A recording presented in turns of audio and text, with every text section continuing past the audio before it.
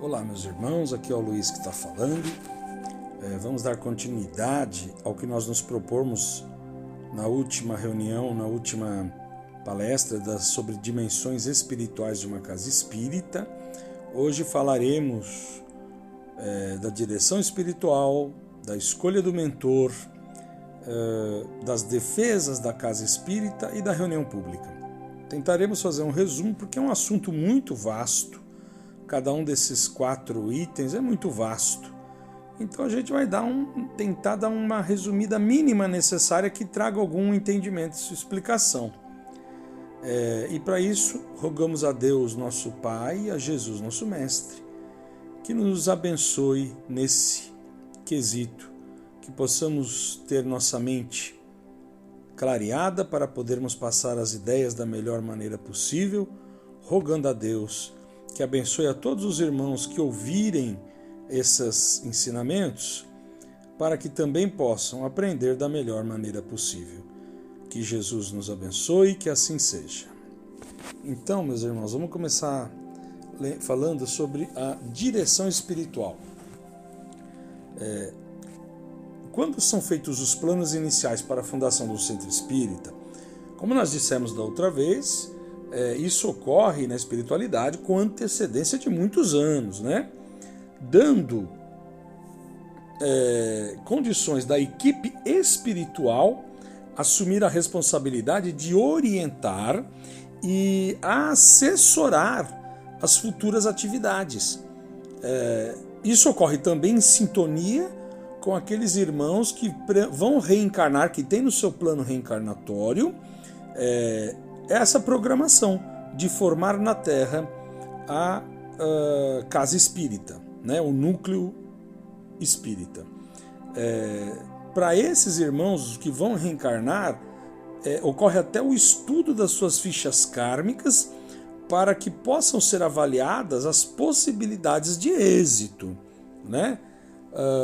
E aí os planos futuros são delineados e projetados, né, lá para o futuro.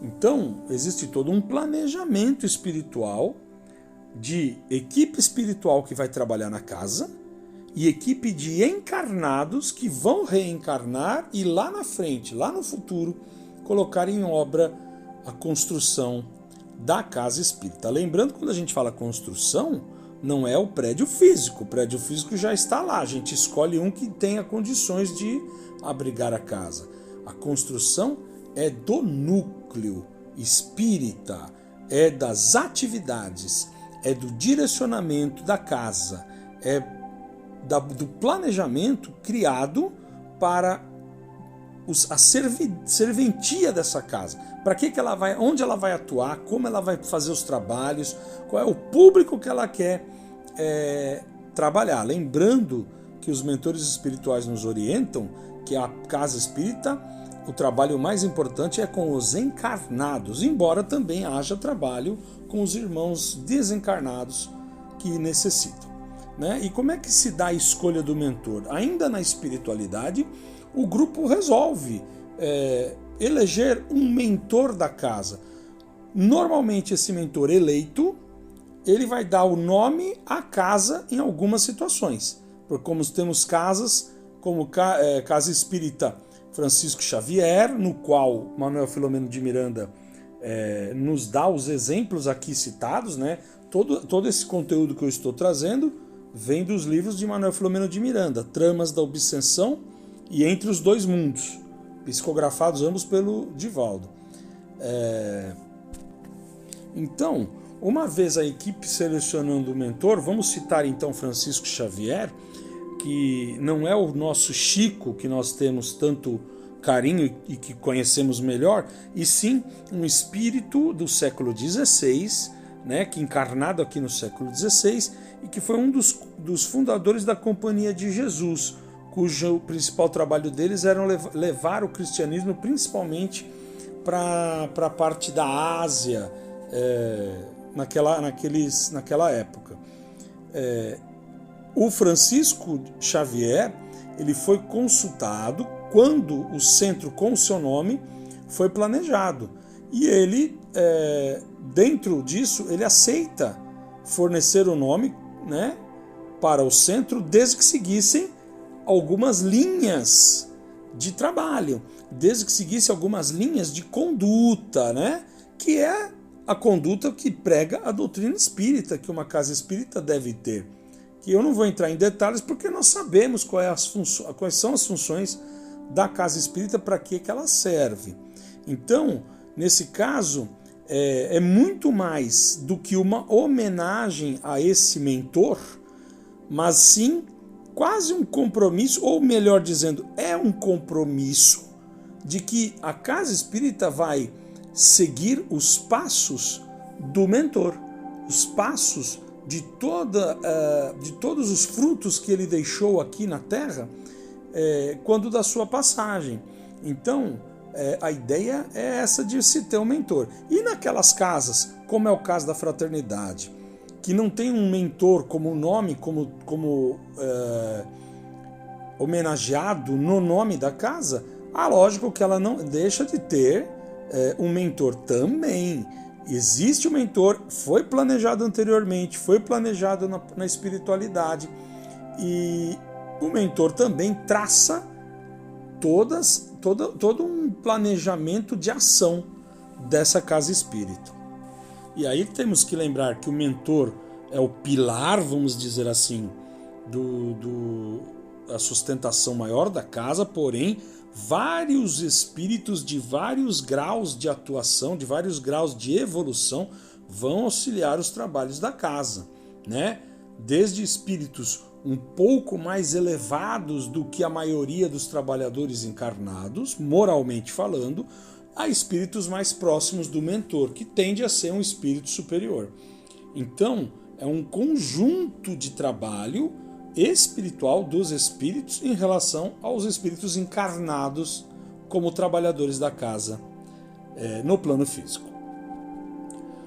Outro item que nós gostaríamos de citar aqui também é sobre os recursos magnéticos de defesa de uma casa espírita, né? Nós sabemos que existem espíritos especializados na defesa da casa. E por que é necessário isso? Porque a casa espírita precisa ter umas condições de equilíbrio suficientes para que as pessoas que lá estarão em busca de uma melhora, em busca de uma cura, em busca de um alento, tenham as mínimas condições de tranquilidade, serenidade, paz, para poder aprender, para poder receber um tratamento. E isso não acontece se os espíritos malfazejos, que ainda arraizados no mal, que têm o hábito de querer perturbar os ambientes, lograrem êxito nisso. Então, é feito uma proteção na casa, através do magnetismo e dos fluidos, uma rede magnética envolta em toda a casa. Essa rede magnética ela impede que espíritos de muito baixa vibração adentrem a casa, a não ser que eles tenham condições de receber auxílio, a não ser que eles queiram entrar para receber ajuda, é diferente. Então, essa defesa, ela mede isso nesses irmãos e não permite aqueles que querem entrar para prejudicar os trabalhos, eles não vão conseguir, né? Então, através dos espíritos especializados na defesa, inclusive guardiões que ficam nas portas do centro, normalmente espíritos de tamanho elevado, que impõem respeito pelo seu tamanho, mas acima de tudo impõem respeito pela sua presença material, pela sua presença espiritual, melhor dizendo, que eles realmente impõem respeito aos espíritos perturbadores. Então essas defesas do centro, elas funcionam como uma triagem natural. Aqueles irmãos que querem ser auxiliados, eles vão entrar e vão receber o auxílio. Aqueles que querem perturbar, prejudicar, não vão conseguir entrar. Outro aspecto que nós queremos abordar é sobre a reunião pública, né? Toda casa espírita tem um espaço destinado a reuniões públicas, de portas abertas, né? Onde são feitos estudos, palestras doutrinárias ou evangélicas. Neste recinto, a espiritualidade também atua através de espíritos especializados em magnetizar o ambiente. E eles fazem essa magnetização como se fosse uma limpeza constantemente enquanto está havendo as palestras. E isso vai propiciar uma psicosfera da casa, uma psicosfera espiritual, mas daquela casa, daquele núcleo, propícia, salutar, para que os trabalhos ocorram, e principalmente no auxílio dos encarnados. Porque normalmente, quando a gente recebe os encarnados para a reunião, o que acontece? Lá vão haver pessoas que estão com a mediunidade em início desequilibrada, que estão com obsessão, que estão com uma variada série de problemas, dos problemas mais variados, né? E que vão na casa buscar auxílio. E para esse auxílio acontecer, depende muito dos encarnados. Nós sabemos, nós costumamos falar isso, que nós temos que estar receptivos à ajuda que o Centro Espírita nos oferece, que a espiritualidade nos oferece. E para nós estarmos receptivos, o ambiente espiritual propício é uma das primeiras ferramentas para que isso aconteça. Outra coisa, quando a gente pede silêncio, que levem livros para fazer leitura, que fiquem em meditação, em prece, é justamente para isso, para que o ambiente mental de cada um esteja apto a receber os auxílios. E esse auxílio acontece na medida que a criatura, o encarnado, chega no centro. A partir do momento que o assistido entra no centro espírita, ele já está recebendo auxílio. Tanto melhor se ele se colocar à disposição para esse auxílio. E para se colocar à disposição é justamente nesses quesitos que eu citei. Você tem que deixar os problemas lá fora. Lá dentro, ser otimista, pensar em coisas boas, ler livros que tragam alguma informação boa, alguma informação inerente aos temas evangélicos, de preferência. Se tiver que conversar, ninguém precisa ficar mudo dentro da casa, mas a conversa que seja em tom baixo e que seja alguma coisa rápida e de cunho positivo, né? Não vamos falar de política, não vamos falar o que o cara fez para você, o que aquela cara fez para você, quem te prejudicou, por que você sente isso, sente aquilo. Não é o momento. Ali é o momento de compenetrar os pensamentos nos trabalhos que estão sendo feitos, né? Daqui a pouco haverá a palestra, prestar atenção na palestra, fazer com que a nossa cabeça funcione em prol de nós mesmos, né? E quem não somos, e todos nós somos necessitados, né? Todos nós somos enfermos. E a espiritualidade já está agindo. Então, cirurgias espirituais podem estar sendo feitas, passes magnéticos espirituais podem estar sendo feitos, e tanto melhor lograrão êxito quanto os encarnados permitirem através da mente, através dos pensamentos.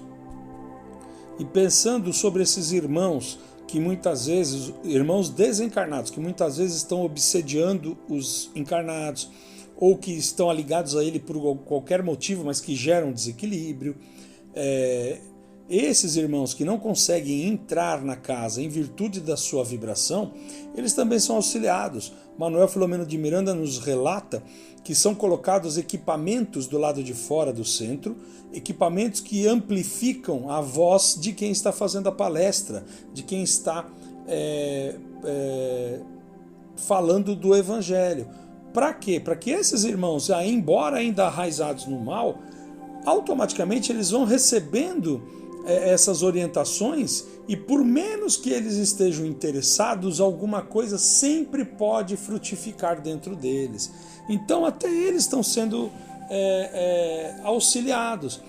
Cabe a eles também prestarem atenção, permitir. Às vezes não estão ainda no momento de receber o auxílio? Não estão, mas eles estão sendo auxiliados dessa forma como cita o Manuel Filomeno de Miranda. E veja que o trabalho de passe é um complemento, o trabalho de cura é um complemento do trabalho que já está sendo realizado a partir do momento que o encarnado adentrou o centro espírita. A partir do momento que os assistidos entram, eles já estão sendo auxiliados, cada um na medida do seu merecimento e na medida de que se permita ser auxiliado por essa equipe espiritual, por esses espíritos que Manuel Filomeno de Miranda chama inclusive de espíritos arquitetos, porque eles fazem o serviço mais básico, mas um serviço de extrema importância dentro da casa espírita. No término da palestra, enquanto os encarnados estão indo embora, aqueles espíritos desencarnados que aceitarem permanecer para serem auxiliados, para serem levados para seu local de tratamento, eles o serão. Lembrando que o centro espírita, embora os encarnados tenham um horário de trabalho, os desencarnados trabalham incessantemente, né? Então vejam que não é à toa, tocando novamente nesse assunto, que nós pedimos o silêncio, que nós pedimos a concentração.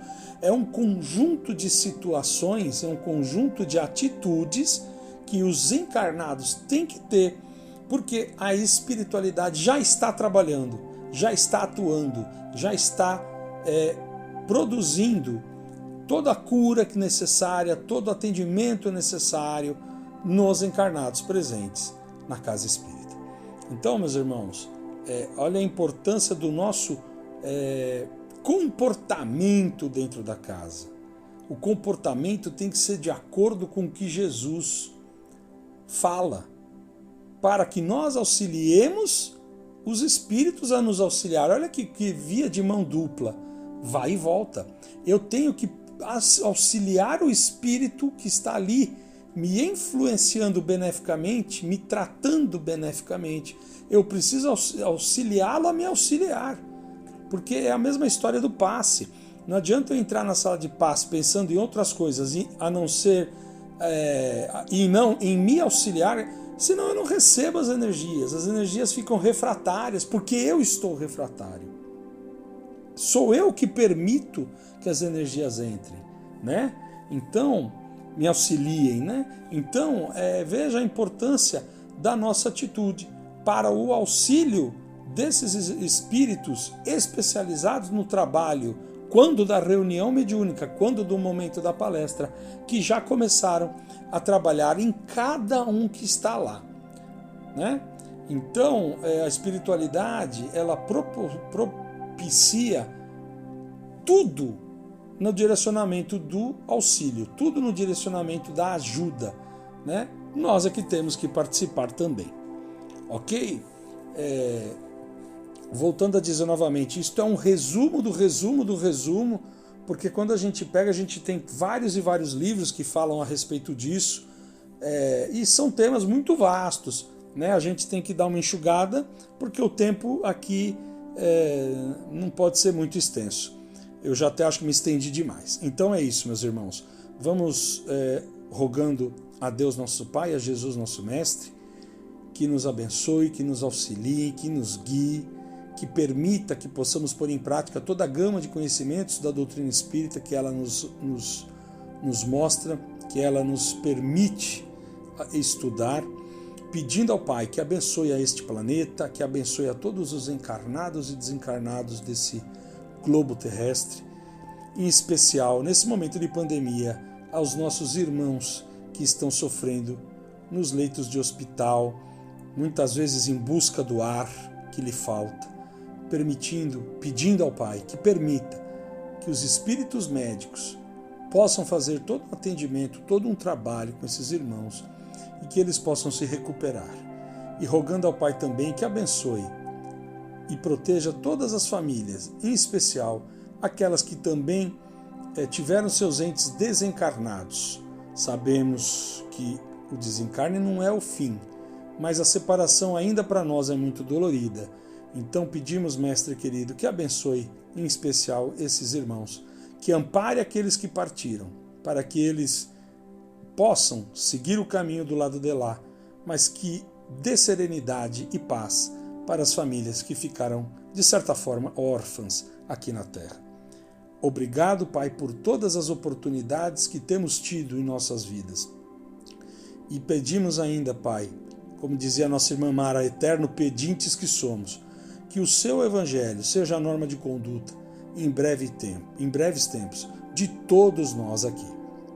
Obrigado mais uma vez pela oportunidade, que assim seja. Meus irmãos, um grande beijo no coração de vocês e até a próxima.